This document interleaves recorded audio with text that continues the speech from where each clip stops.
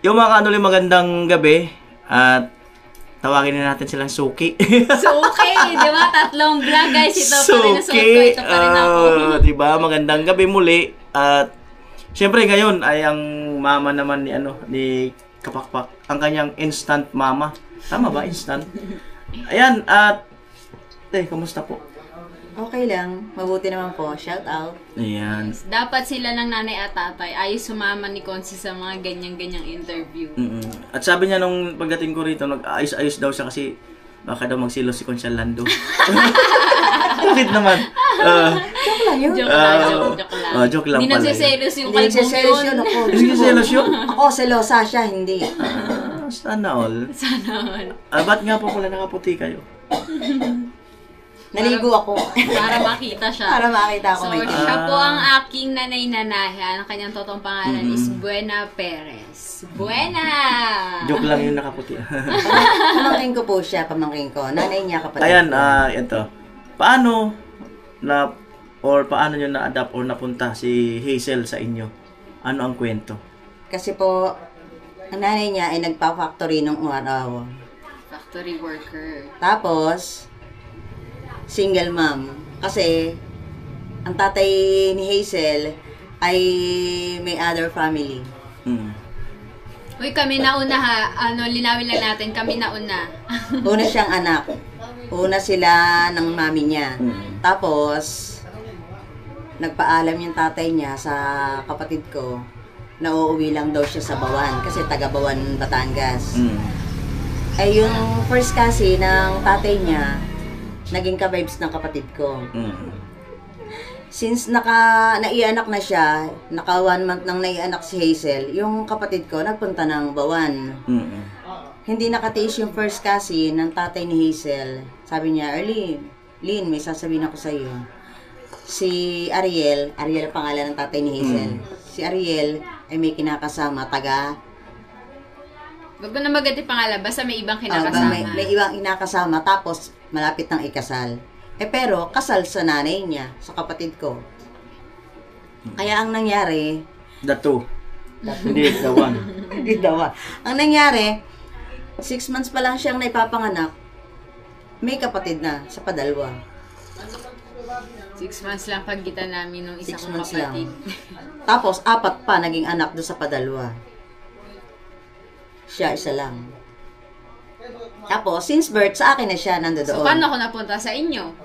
Pagka-anak sa kanya, pagka 1 buwan pa lang, siyempre, pagka naianak, 1 buwan lang ang pahinga ng mother pagka nagtatrabaho. Pagka 1 buwan niya, inuwi namin siya dito.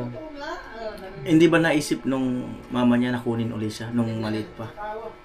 Ibinigay ko siya, ako mismo nagbigay. Noong kinder na siya. Bakit mo naman ako ibinalik? Kasi namamasukan sa Manila. Saan nga ba siya sa Manila? Basta Sa namamasukan Las sa Piñas. Manila. Oh, hindi. Namamasukan ng mama mo.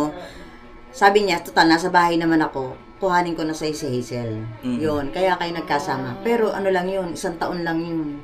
1 taon lang yun. Kaya nag-kinder siya, hindi siya dito nag-kinder sa Las Piñas.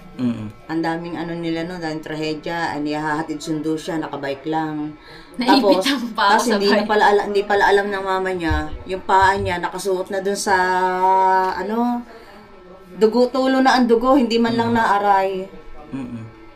Yun ang niya. Tapos basta ang dami. Namamasukan ng mama niya sa kamag-anak ng tatay niya. So, may nabasa ako nun sa interview ni Kuya Nolin sa akin, no? Sa part 2 na. Sabi, naniniwala ka ba? May nag-comment doon. So, lahat daw ng iniiwan na anak na babae is ipinagpapala ng Diyos. Parang, maswerte yung buhay ng mga na-abandon na anak kaysa doon sa kumpleto pamilya. Totoo ba yun? Totoo yun. Kung maniniwala ka sa nagpapalaki sa'yo, sa nag-aalaga sa'yo. Kasi kung hindi ka naniniwala sa akin, kung hindi ka sumunod sa akin, wala ka ngayon. Hindi maganda buhay mo. Sumunod ka, ha? Kasi kung pwede sabihin dito, may naging boyfriend siya. Hoy! Tama na yun! Huwag na yun! May naging boyfriend siya. Ayaw na ayaw ko. Okay lang? Tignan natin. Ayaw ko, no? Tapos marami nagko-comment, sabi niya, mother instinct. Tama yung mother instinct, sabi ngayon. Sabi ko, buti may umaayon sa akin, may naniniwala. Eh kung hindi siya sumunod sa akin nun, wala siya ngayon. Ano ba yung mother instinct mo? Yung mga paniniwala tsaka kutob ng magulang, kutob ng nanay. Dapat pagka sinaway ka, susunod ka. Pag hindi, mapapariwara ka. Sabi nga, lubos na nakakaalam is yung mga nanay. Totoo yun.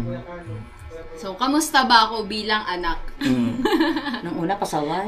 Nung elementary. Noong una lang ba? Nung una lang. Pero ngayon, ay malaki na pakinabang. May pakinabang na kaya mabait na. Mabait na rin kasi sumisweldo na. Hindi, sa totoo lang, mabait siya. Kamusta ako bilang bata? Nung bata. Nung bata Nung siya. bata siya, naku po, napakakulit kasi nga, kulang siya sa, wala Pansin. siyang, wala siyang nakagis ng tatay. Ang nakagisnan niya, kami, na pamilya niya. Tapos, nakikita lang sila ng nanay niya, ng mami niya. Pag yung, halimbawa, 2 days, 3 days na wala pasok ang mami niya, yun, saka lang sila magsasama. Pero, the rest, kami na talaga. Biro mo, ilan ang anak ko. Bali pa 4 siya nung una. Tapos nung nanganak pa uli ako. Tapos naging 6. Kaya pati siya, pa 7. Hindi ba nagselos yung mga anak mo sa kanya? Hindi siya nagsiselos. Paano? Ramdam mo kasi, anong tawag dito? Pero sa mga bagay-bagay, sa material na bagay, mas lamang siya. Hindi naman nagsiselos yung anak mo sa kanya. Nagsiselos. Anong sabi? Kasi papasok siya may baon. Yung mga anak ko walang baon. Wala. Ganun. Pero sa pagmamahal, syempre, ewan ko din, pero mahal din, sasabi ko, mahal din. Siyempre naman, mahal naman. Mahal. Kasi pamangkin naman ipinaglaban ko pa nga yan sa mami niyan. Paano mo siya pinaglaban? Nagdala ka ba ng itak? Hindi naman. Nagsaksakan sila. Hindi. Nung namatay ang tatay niya, ang gusto ng mami niya, dalhin siya, isama siya sa burol ng tatay niya. Paano isama sa burol? Ililibing na din ako. Hindi. Ganito ang istorya. Pupunta sa burol. Ganito ang istorya. Oo. Wag na, basta gusto Basta kong... namatay ang tatay niya, pinuntahan ng mami nito sa Laguna. Kasi sa Laguna nakatingin mami nito Laguna. para malapit sa work niya. Tapos siya naman nasa sa amin. Ay, teka lang. Teka lang. Okay. May nagpunta sa mami niya, side pa ng padalawang asawa. Pinapaalam, napatay na raw yung si Ariel, ang tatay niya. Ngayon, kung pwede raw pumunta yung mag-ina. Kasagsagan ng gabi, 8:30 ng gabi, nagpunta rito mami niya. Isasama papunta doon sa burol. Hindi ako pumayag, nagkagalit kaming magkapatid. Sabi ko, kung gusto mo ka akong pumunta, ikaw na lang, wag mo na isama ang anak mo. Hindi natin kilala sila. Hindi natin sila kilala. Baka mamaya, may masamang balak sa inyong mag-ina, isasama mo pa anak mo. Kung hindi kita mapigil, ikaw na lang ang sumama. Ikaw na lang ang pumunta. Katapos-tapos, hindi rin naman siya pumunta. Naniwala siya sa akin. Hindi mo ba naisip na na ito na lang yung last chance ko para sana makita yung tatay ko? Hindi mo ba naisip na baka magalit to sa akin pag laki-laki niya kasi hindi niya nakita yung tatay niya sa huling hininga? Ay, hindi pala huling hininga kasi patay na, huling sandali. Ang tatay mo dapat ang may responsibilidad nun. Kung gusto ka talaga niya makapiling, ang haba ng buhay niya bago siya namatay, siya dapat ang may tungkulin na makapisang ka, makasama ka. Hindi ikaw. Di ba tama ako? Hindi ikaw, ha? Hindi ikaw. Si Kuya Noli, yung mata niya bibigay na. Makinig, ha? Makinig, ha? Nakikinig ako dyan. pero kung ngayon mangyayari, kung buhay pa ang father niya, at gugustuhin niya makapisan ng tatay niya, pwede, di ba? Kasi alam na niya, nasa hustong gulang na siya. Pero noong mga panahong yun, mga nakakatanda ang dapat Sundin. masunod. So ngayon, sino na ang nasusunod? Kasi dati nasusunod yung mga nakakatanda. Ngayon, sino na po ang nasusunod? Ang bata na sinusunod ng matanda. Lagi pa sinisemo na ng matanda. Diyos ko po. Baliktad na yung Oh, di ba? Oh, di ba? Oo, baliktad na. Oh. Kaya minsan nakakaiyak. Oh, bakit? Nakakaiyak. Siyempre, ibinuhos mo panahon mo sa kanila. Kahit sarili kong anak, kahit hindi sa kanya. Kahit mga sarili kong anak, iba yung sinasabi ng SOCMED. Pag nakapag Facebook, uutusan mo, wait lang. Tapos na yung maghapon. Yung wait lang, hindi pa nasusunod yung iniutos mo. Nakailang utos ka na.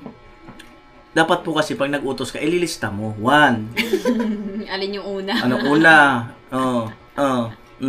Ganito sasabihin ko.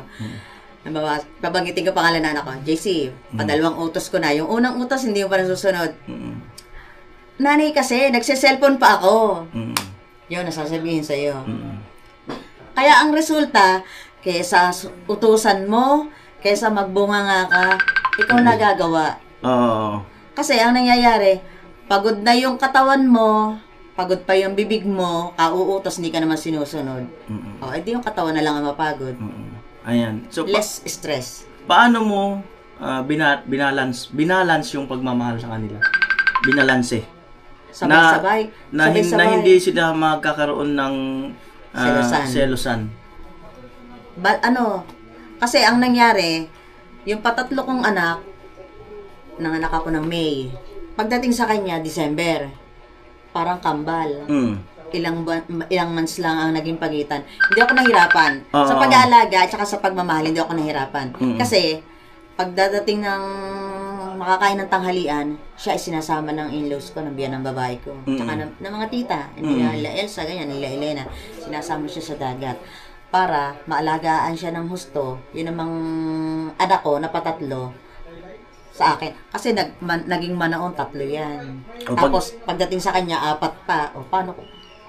O pagdating doon sa mga, siyempre meron silang mga gusto. Halimbawa, si Miss Cecil, nagustuhan yung bagong tsinelas, yung isa naman nagustuhan yung bagong sapatos. Parehas nila kailangan. Oo. So, paano nangyayari yun? Tapos, kung sapat lang naman yung pera. Kapag yun ang nangyayari, ang mami niya nagsusupport. Kagaya noong nag-field trip. Para may kasama siya sa field trip, binayaran din niya yung anak ko. Ganun ang nangyayari. Pag bibilan siya, meron din yung mga anak ko. Ang mami niya ang nabili. Kasi kung at nagtatrabaho siya, kami, sa pagkain lang at saka sa attention lang. Yun lang ang aming kaya. Noong mga panahon yun. Pero kapag wala talagang budget, kapag dati, nung mga bata kami, pag wala talagang kapera-pera, kapag may gusto yung isa, tapos gusto din ng isa, wag na lang bilhin. Pare-parehong wala. Wala na lang, para walang inggitan. Yan ang nangyayari. Ayan. Ano nga po pala ang field trip? Field trip tour sa school! Joke ko lang yun, Checha. Ba, sagutin ko. Sorry. Excursion? Joke ko lang yun eh. Excursion tawag doon. Ano ba ang field trip? Ano yan? Field trip. Field. Bukid. Trip sa bukid, yun, gano'n. Field. Trip sa bukid. Field trip. Ano ang trip? Ba't sila sumasakay? Yung trip. Saba. Joke lang yun eh. Saba. Loli, matulog ka na nga! Walay ka na! Sabi siguro nila, puro kalukuhan si Kuya Noli. Hindi, inaano ko lang, seryoso kasi. Tapos, yun na. Ayaw kasi sumama ni Consi, tatanungin ko sana paano sila nag-meet. Ay, kilig-kilig. Oo. So, sabi mo nung bata ako, matigas yung ulo. Kamusta naman ngayon? Kasi, kaya matigas ang ulo, kulang nga siya sa atensyon ng mami niya, ng tatay. Tapos ako lang yung Tapos sabay-sabay sila. Sabay-sabay ang kailangan nila. Pagpapasok, sabay-sabay kong aasikasuhin. Maglalaba, ako lang mag-isa. Tapos hindi susunod pag inutusan mo. Malimit na papalo. Matampuhin ba si Kapakpak? Hindi siya matampuhin. Hindi siya mapagtanim ng galit. Ah, Pero ngayon, nagtatanim siya ng galit. Pag siya galit sa akin, hindi siya nakibo. Ilang oras, maghapon. Minsan, kinaabot na kinabukasan. Hindi naman inaabot ng ilang linggo. Hindi lang ilang linggo, ilang araw. Ilang oras. Naabot na kinabukasan bago siya kibo. Kwento mo, katulad ng alin, itong latest lang. Ano nga ba yung latest? Yung Yung halaman? last 2 years. Yung bonsai. Yung bonsai na binili niya sa mayon, Sabi niya, Nay, ito hindi dinidilig, wisik-wisik lang, ini-sprayan lang. Sabi ko, ito yun na, hindi man lang ini-spray. Ang ginawa, umulan. Nilabas ko doon. Nalimutan ko nang ipasok. Umaraw na ng 2 araw, natuyo na. Eh di namatay. Namatay. Dinidiligan ko yung puno lang. Iniakit niya sa itaas. Hindi rin naman dinidilig, nanlalagas na yung dahon. Ang ginawa ko, diniligan ko, inilagay ko sa may bubong, lalo nang namatay. Nagalit siya. Paano yung galit? Hindi siya nakibo sa akin. Isang araw? 2. 2 araw? 2. Ang Ay, yabang. nagsimula ngayon hanggang kinabukasan O, di 2. Ikaw talaga. Isang araw lang. Alam mo kung bakit kami nagimikan, Kuya Noli. Nung dumating ka dito nung gabi, hindi, normal lang naman yun sa pamilya, guys, yung kapag nagkakatampuhan. Pero, dadating din naman yung time na hindi mo din matitiis o Saka hindi. masasalita ka. Mas maganda 2 yung... araw, bukas pangatlo na. mas maganda yung hindi na nakibo. Kasi pag kumibo pa, may masasabi kang masakit, lalong titindi ang tension, di ba? Kaya mas magaling na yun. Kami mag-asawa, ganun din. Pag siya galit, di rin yung kikibo. Diyos ko po, pagka natabihan mo lang, naakbayan mo lang, gayon, naipagtimpla mo ng siya pala nagtitimpla ng kape, hindi kasi ako nainom ng kape, nervyosa ako eh. Ganun din. Anong feeling naman kapag sinasagot kita or ng mga anak mo? Ay, nakakadurog ng puso. Walang... Yan. Ba't mo? Hindi ako iiyak. Nakasagot. Sabi talaga, once na ang magulang ay sinagot ng ng anak, masakit talaga yun. Masakit talaga yun. Lalo yung dadabugan pa. Yan kasi yan, nasa 10 commandments yan. Nasa utos ng Diyos yan, yung pag sa magulang. Igalang mo ang iyong ama at ina. Kagaya ng parang paggalang galang mo sa akin, parang ganun. So kumbaga, talaga siya, talagang yun. Kaya lang may time talaga na kagaya ng lagi kong sinasabi, tao lang tayo. Nag-iiba-iba kasi ang mood. Iba rin ang mood niya, iba ang mood ko, iba ang mood mo. Kaya kumbaga may mga pagkakataon na nangyayari yan, pero hindi talaga yan sinasadya. Ang in return naman dyan, pamilya yan. Kumbaga, ganun pa rin yan. Maglalabasan lang ng sama ng loob, lilipas ng 1 araw, 2 araw, tapos yan, okay na. Kasi habang tahimik ang paligid, yung nare-realize ng bawat isa yan. So, ganun lang yun. Okay ba? Okay, tama talaga yan. Tsaka hindi marirealize mo na yun, sasabihin nila, pag hindi ka sumagot, sasabihin, ayaw sumagot. Pag sumagot naman, sasabihin, bastos. Oo, tama yan. Marirealize mo rin naman na yung sinabi nila, tama. Pero, yun the way. Yung tema, bawa pabalang, ganyan, pabalang. Alam mo yung salitang, alam mo yung meaning ng pabalang. Yan, yung tama yung sabi ni ate. Sabihin, halimbawa, napagalitan yung anak. Tapos hindi nga sumasagot, sasabihin, ba't ka ayaw mo sumagot? Tahimik yung tahimik. Tapos pag sumagot naman, ba't sumasagot ka ba? Alam mo, Kuya Noli, kung bakit lagi kami nagagalit sa kanya ng mga bata kami, di papaluin kami niyan. Sabi niya, typical na mother talaga ako. Talaga ako yung namamalo. Bookingan na po. Ano siya, sinaunang, siya, yung, hindi siya yung, hindi siya gentle parenting. Yung talaga siya, yung namamalo talaga siya.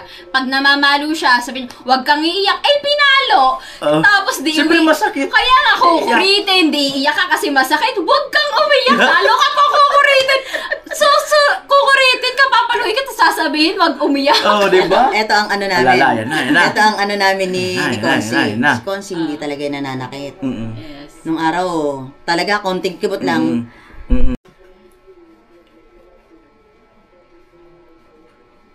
Alright. Ayan. Ang usapan nyo ni Consi. Si Consi hindi nananakit yan, hindi namamalo yan. Once na ako'y nagalit, at ako'y namalo, sasagot na yan si Consi, ano ba? Palo ka ng palo. Hindi ka ba nasasaktan pagka pinapalo mo yan? Sabi ko, hindi nakikinig pag hindi mo pinalo At saka yung bang paggalit na galit ka, pag hindi mo napalo o hindi mo nakurit kahit isang beses, hindi nawawala yung galit, daldal ako ng daldal, ganun. Pag naman nakurit ko na o natampal ko na, tigil na. Kalmado na Saan ka ako. kumukurot? Ba't pag Sobra. Tapos ang haba pa ng kuko niya dati ng mga bata. Kami talagang sugat na sugat kapag nangungurot yan. Hindi naman, ganito lang. Ganito lang ako kasi bawal talaga mahaba ko. Pagkakataon mo na magsalita. Gagante. Sobrang sakit, sobrang Oo, sobrang sakit kapag nangungurot yan. Talagang tuklap ng tuklap yung balat Sige. So, Lumaki yung tubig? Nag-end ko ng live ako Jeff. buti na lang hindi talaga kami nagto-totally linis pa ng general cleaning nung kasi nga. May bagyo? tumaas pa yung tubig. May Wala. bagyo sa Bicol, may bagyo Oo nga din sa eh. Bicol. Pati Visayas. So ayun Visayas guys, din nila. saglit na lang naman to. So yun nga, ang pinagkaiba naman nila ng tatay, siya talaga namamalo. Ang tatay naman, hindi siya namamalo, pero mas takot kami sa tatay kahit hindi siya namamalo. Mas takot kami kasi once na magsalita na ibig sabihin galit na yun, mag-aanuan na kami, magtataguan na kami. Mas takot kami sa tatay kahit hindi siya Nakaranas yan, matulog sa labas ng bahay. Sa tricycle. Ang kukulit nila, sabi ko, pag ganung oras, papasok na kasi may pasok. At hindi pa uso curfew noon. Ang kukulit, 3 babae, 3 anak kong, 2 babae, tsaka siya, 4. 9 p.m. na, nasa labas pa. Sasarahan ko, pinto, diyan ka matulog sa labas. 3 sila. Natulog sila dun sa labas. Sila tutulog 9 sa labas. p.m. lang yun, nung sinaunang panahon, no? 9 p.m. 9 p.m., 8 p.m. pa Pero nga. ngayon, mga madaling araw na, nakatambay pa sa labas. Tapos dati guys, nung bata pa kami, lagi kami niyang pinapalayas. Pero dun lang naman kami sa kabilang Sa lola lang namin. sa kabilang bahay lang kami umuwi. Kaya ang lakas ng loob magsilayas. Sa lola uuwi. So, Ay, yun po, no? Kasi, ang pagdidisiplina ni ate, ay yung sinaunang disiplina. Yung talagang, noon kasi talagang pinapalo, namamalo talaga yung mga sinaunang pagdidisiplina. So ngayon kasi bihira na ang pagpapalo, kasi meron na mga, may batas na.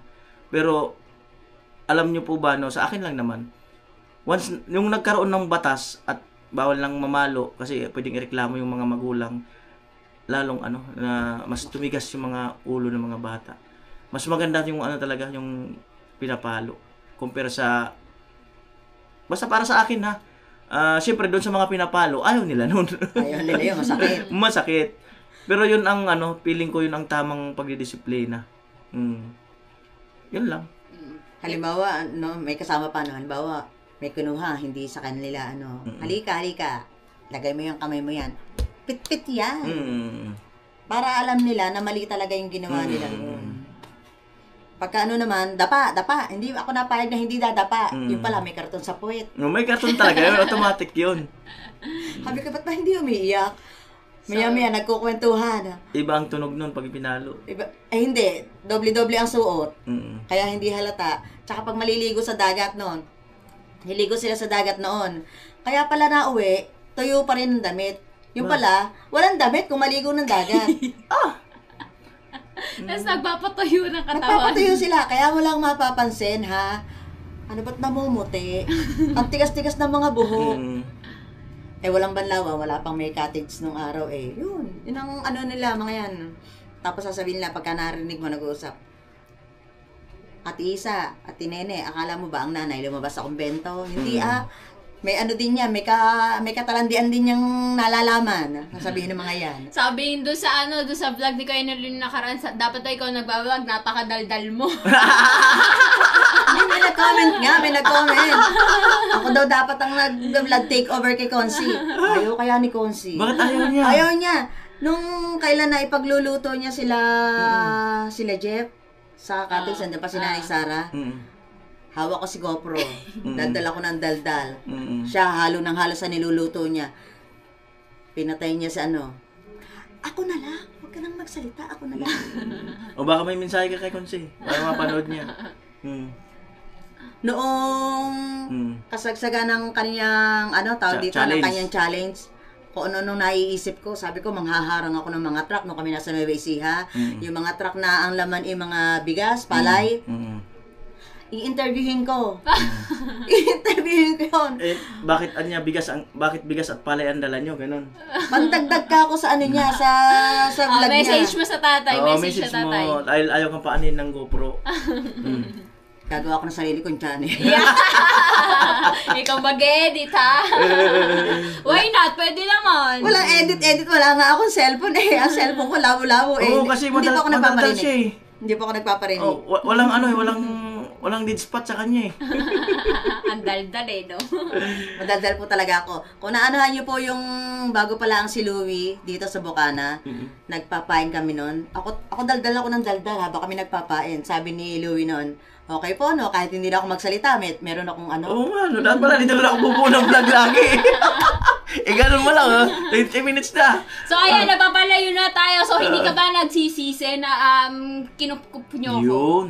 Ba't darating, hindi lang naman siya ang napatira sa amin.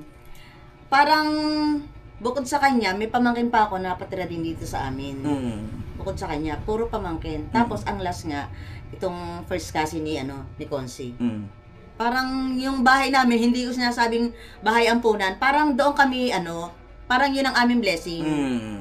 May tumira sa amin na hindi naman iba rin. Yun. Maganda yan. So, hindi ka nagsisisi na kinukup mo ako? Hindi, nakakapakinabang ako sa Grabe siya, Pero pag sinasagot ka, nagsisisi ka. Hindi. Hindi Kasi, buti sana kung siya lang sasagot sa akin. Mga anak ko, ganun din eh. Di ba? Pero may pakinabang na. May pakinabang. Yan ang the best. May pakinabang. Diyos ko po, wala yun. Sabi nga ni Consi, kung may sakripisyo ang mami niya, kasi ang pinakasakripisyo ng mami niya, siya ang nagtatrabaho. At siya yung nagdala. Oo, 9 for months. financially, siya ang nagsusupport sa amin, ang mami niya. Ang pinakasakripisyo ko naman, yung tawag dito, anong tawag Pag-aalaga, para sa pagpapalaki. Oo, yun. Yun ang pinakasakripisyo naming mag-asawa sa kanya. Hindi rin naman nakakapagsisi kasi hindi naman siya lumaking masama. Hindi siya napariwara, ganun.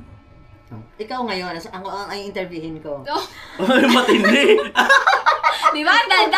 Di ba? Okay. So, iwan ko muna kayo. Kamusta Ihila yun? ko. Hindi. Kasama ka ba? Oo. Sige, kayong dalawa. Anong i-interview mo sa akin? Ikaw naman, anong tawag dito? Anong masasabi mo sa naging buhay mo sa amin? Masalimuot. Grabe ka! Hindi guys, maswerte ako na dito ako napunta, hindi sa ibang tao, hindi yung kung pwede naman akong ipaampun eh. Hindi po. Or pwede akong Siya- eh. Hindi po, siya? May, sinabi noon sa mami mo, nahingi ang mami mo ng sustento sa kapatid ng tatay mo, kay Tito Leandro. Ngayon, ang gusto ng Tito Leandro niya, doon siya titira sa lola niya, sa father side. Sila ang mag-aalaga. Hindi po ako pumayag. Ang mami niya, pumapayag. Ako ang hindi po pumayag. Sabi ko, ipagkakatiwala mo ang anak mo, since birth, hindi naman nila naalagaan yan. Ngayong malaki na. Kaya lang nila kukunin kasi susuportahan nila sa pag-aaral para makapag-aral. Hindi. Kahit na hindi nila suportahan. Hindi na namin kailangan na suportan nila. Ano naman siya ngayon? Ilang course ang natapos niya? Guys, hindi naman ako napasama kasi one big happy family. Nakita niyo naman sa mga nakaraang vlog ni Kuya Noli, sobrang dami namin at sobrang saya. So, blessed ako na dito ako napunta. Lalo sa mga inay. Ano tawag niya sa aking biyanan? Lolan, lola. Sa mga aking hipag at bayaw, tito, tita. Walang tawag doon.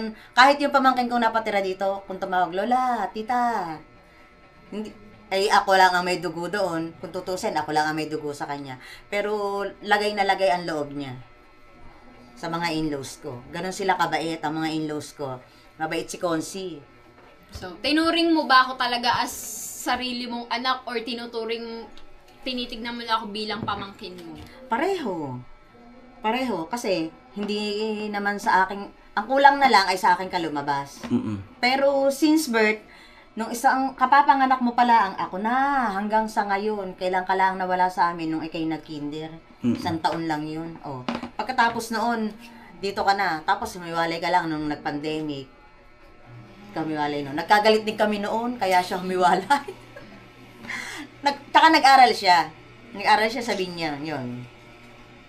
College na, no? So, ayun guys, marami pa sana to pero ayan lang yung kwento ng buhay namin. Sa kanila ako lumaki, sa kanila ako talaga nagkaisip.